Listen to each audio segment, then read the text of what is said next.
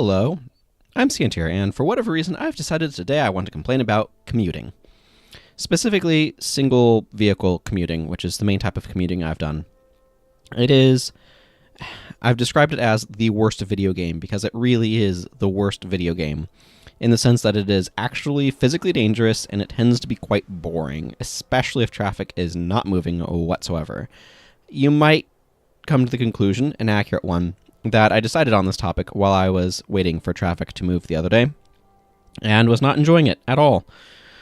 So, commuting is kind of a weird thing, but, if you're able to bike or walk or whatever, at least it's exercise. And if there's somebody else in the vehicle with you have somebody to talk with. But, yeah, it's the worst video game, but on top of it, it's just how much time is spent commuting? How much human life is just spent getting from one place to another, and with little really going on. It's frustrating. But yeah, I've seen studies, or at least I've read about studies anyway, that have indicated that long commutes are equivalent to pay decreases. And when you think about it, they kind of are, because it's time that you're kind of spending to get to your job that kind of adds to how many hours you're working, so it proportionally makes your wage lower. If you have an hour commute or even a half-hour commute each way, right? A half-hour commute adds an additional hour of work that's probably unpaid. So that's, if you have an 8-hour day, then that's a ninth hour. So you have to take how much you'd be paid per hour, and then for 8 hours and stretch that over 9. So it is an actual pay decrease. I don't feel like trying to calculate out exactly how much it is right now, but you go up to 45 minutes or 2 hours and it just goes up. But like I said, it's the thing that really bothers me is that it's and to kind of go on to that worst video game thing, driving is actually a dangerous activity. There are a not insubstantial number of people who die each year from driving, right, from accidents. Conditions can be dangerous.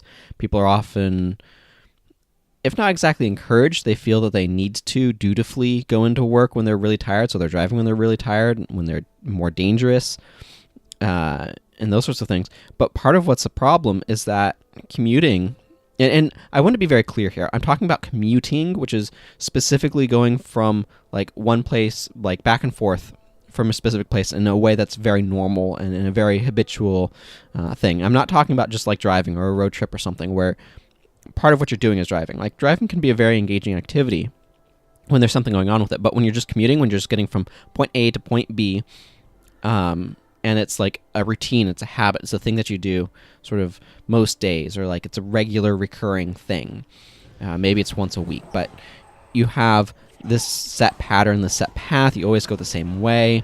It's the same sort of thing over and over again. It sucks time out of our lives and deposits us in the bank of transportation.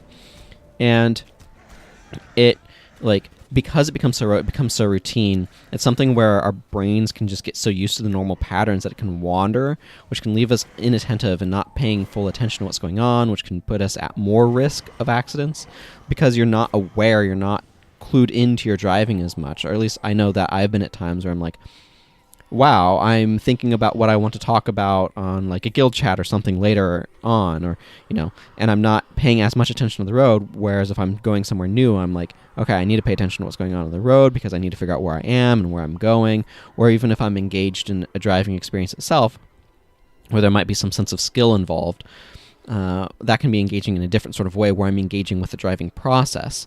Commuting is all about getting from point A to point B, and it's not about the time in between. I mean, some people can make it that way, and I know a lot of people choose to fill that time with things like podcasts, and I certainly think there's a lot of value to doing that.